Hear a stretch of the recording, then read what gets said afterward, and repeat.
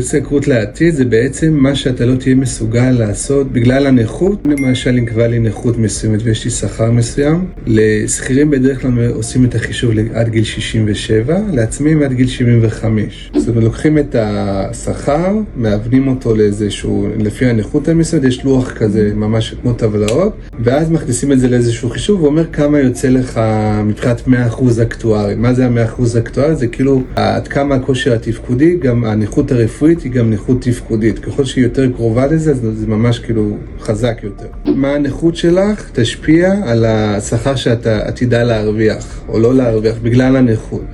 זאת אומרת, יכול להיות מקרים מסוימים שאם טיפלתי משוק העבודה שלך, יכול להיות שבגלל הנכות ייגרע ממך לחזור לאותו תפקיד, או השכר שלך יהיה פחות ממה שאת מרוויחה. ויש כאלה שבאמת בעקבות הנכות שלהם, גם השכר שלהם יורד, הם לא יכולים לעבוד את אותם שעות. היקף המשרה יורד, השינוי של המשרה, פתאום אם היה עושה עבודה יותר פיזית, אולי עכשיו בישיבה, תלוי מה הפגיעה.